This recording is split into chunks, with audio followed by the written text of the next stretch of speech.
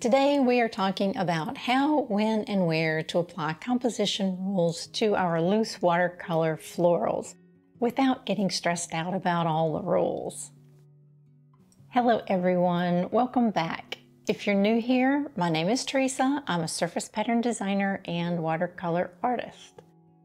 Eventually, every creative person is going to come up on the question about composition. Usually in the form of, do I need to worry about this? Well, as a beginner, I think it's very natural to get concerned about composition because we're just learning and we want to do it right, right? Well, if you paint in a loose, relaxed, carefree way like I often do, where I don't want to be confined by a punch list of rules, that question can get kind of blurry. So here's how I approach it. The amount of composition or pre-planning that I put into a project depends on the project. For instance, if I am designing a greeting card where there's going to be text involved, there's limited space, of course I'm going to use what I know about composition to help me deal with those parameters. But if I'm just painting for the enjoyment of painting, or if I'm painting something for a YouTube video, for instance, I may not plan out my composition beforehand, but even when I am painting on the fly, for instance, I'm still thinking about what comes next. What color do I want to use? What element do I want to paint next?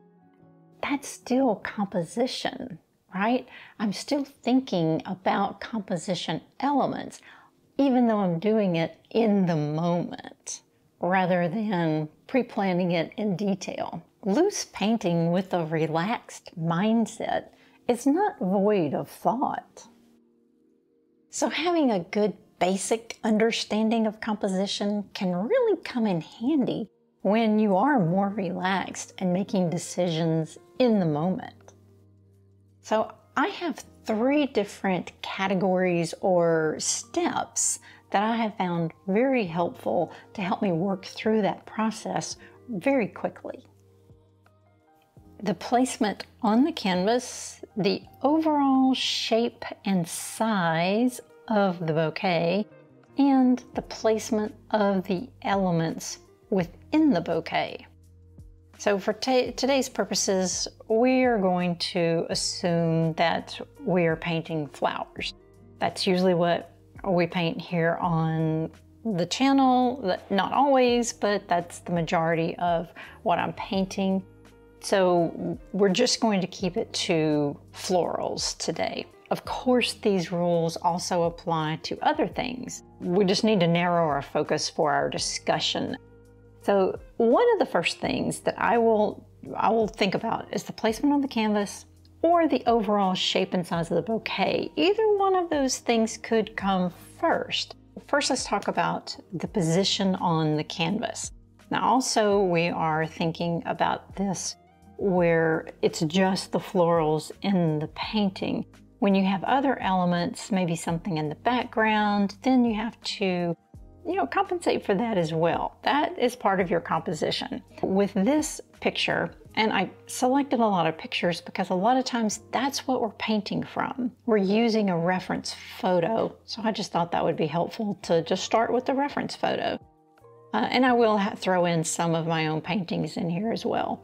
This is a composition that I use a lot. This is the 70-30 split because we have this line right here. We've divided our canvas into roughly 70% over here and 30% over here.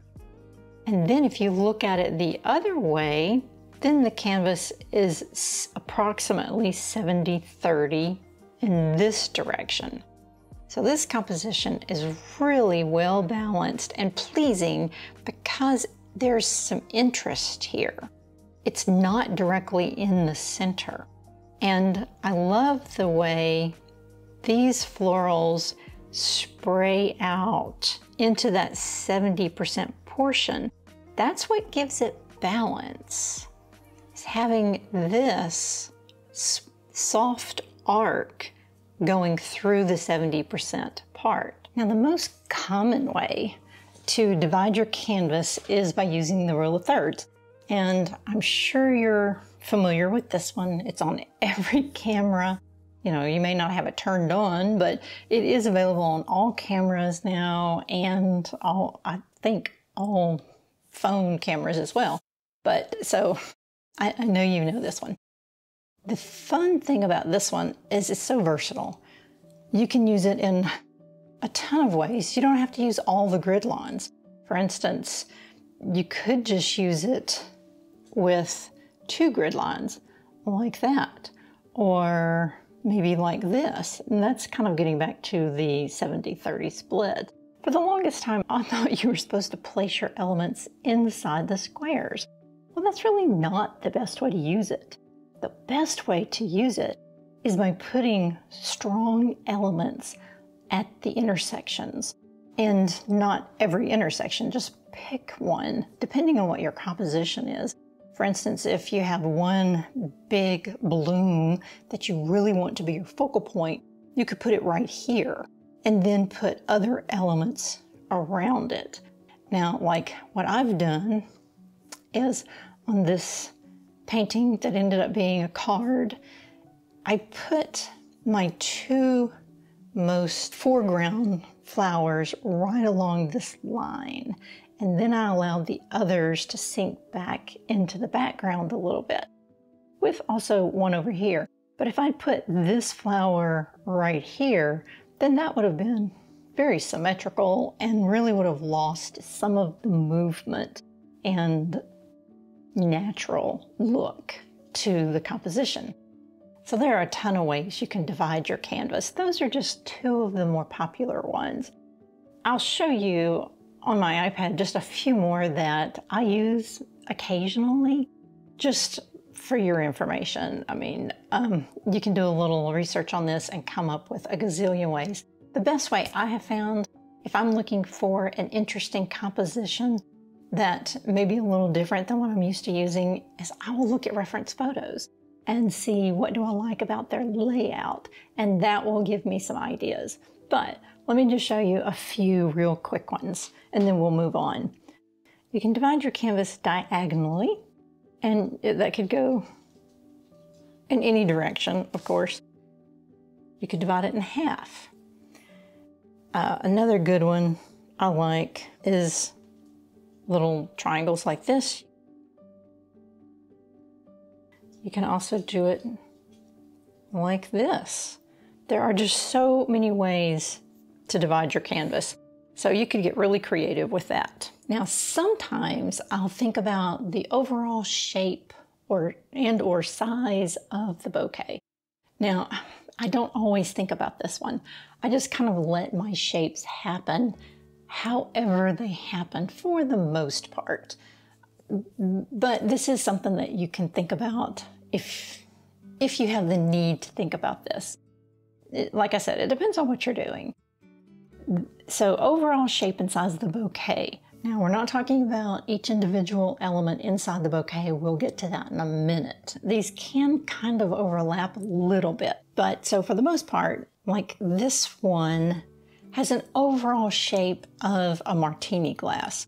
You could think of this as a V or a Y, but to me, this particular one is shaped like a martini glass. You know, maybe you have a reason to want to make your bouquet a special shape. But like I said, for me, with doing loose florals, I just kind of let that happen. So here's another example of the V or Y shape.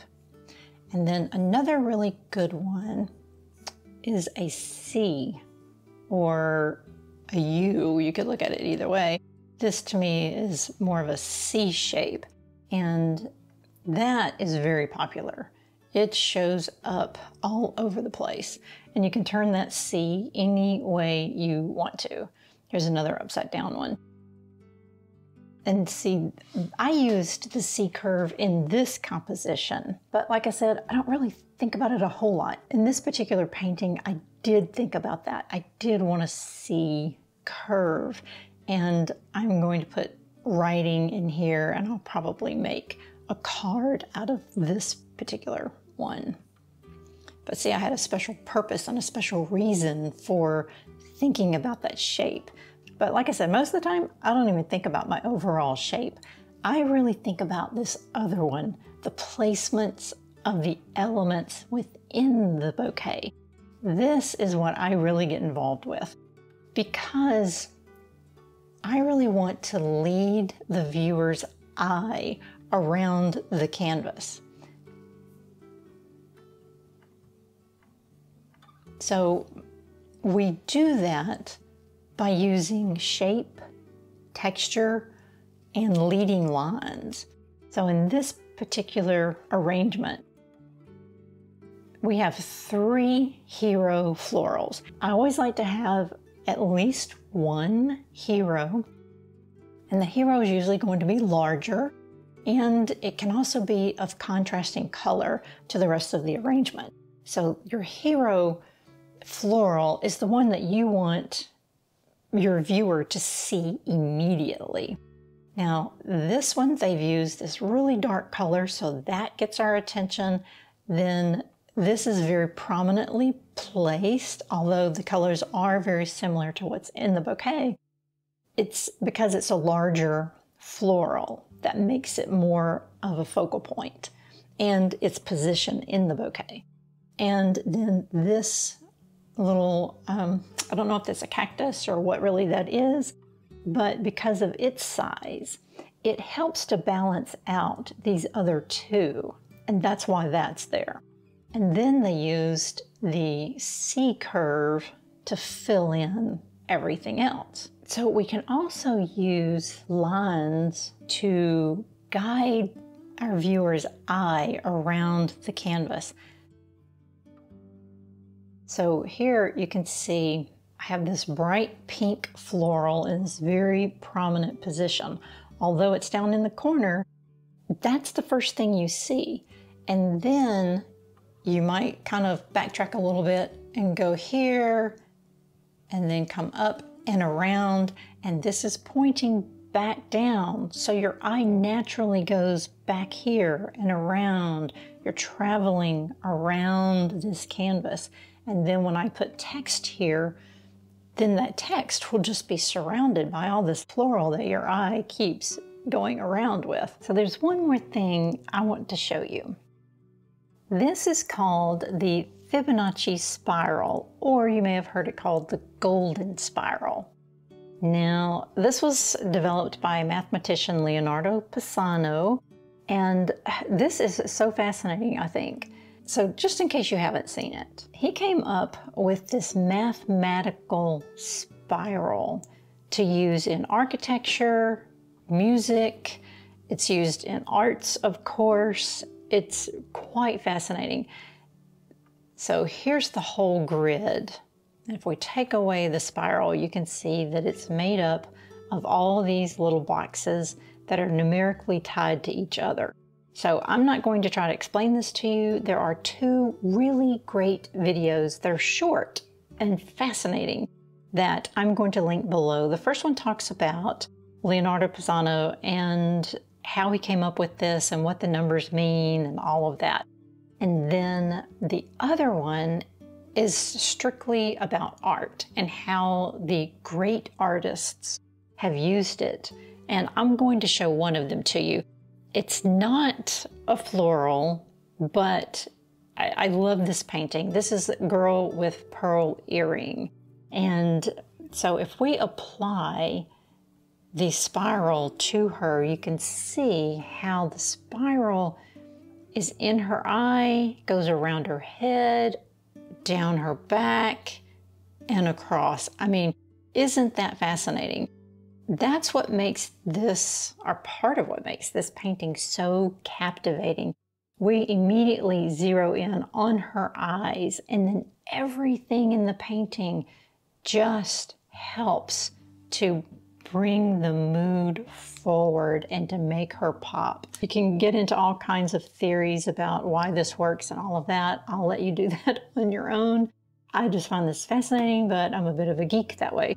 So I also wanted to show you, it's used in staircases like this, in other architecture pieces, in nature, in plants, animals. Let's bring this down a little bit.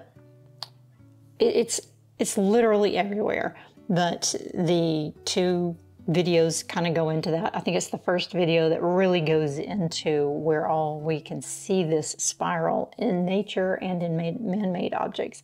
You know, give that a try. They're real short, like I said, but so fascinating. So I bring this up because this spiral can be used on the whole canvas, or it could be used in your floral composition if you wanted to place, let's go back over to this one.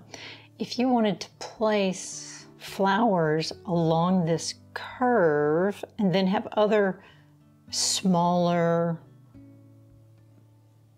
foliage or flowers around it, that would make a very captivating composition. And of course, you can turn this spiral around in any direction that you want. You can have it facing different directions, or, you know, it doesn't matter. You can place it anywhere you want on your canvas. So that's a little food for thought if you want to get into that. Although we have gone over a lot of information today, I hope that I've given you at least a few tools that you can play around with. But most of all, I hope your big takeaway today is that the most important thing is for you to love painting. Use as much or as little composition as you feel comfortable with. With or without it, your art's going to be great. If you enjoyed this one, please give me a thumbs up and let me know. And please leave me comments and let me know what you thought about this one. If you haven't already subscribed, please consider subscribing. I have a lot more really fun watercolor videos coming up real soon. Thanks for watching. Hope to see you next week.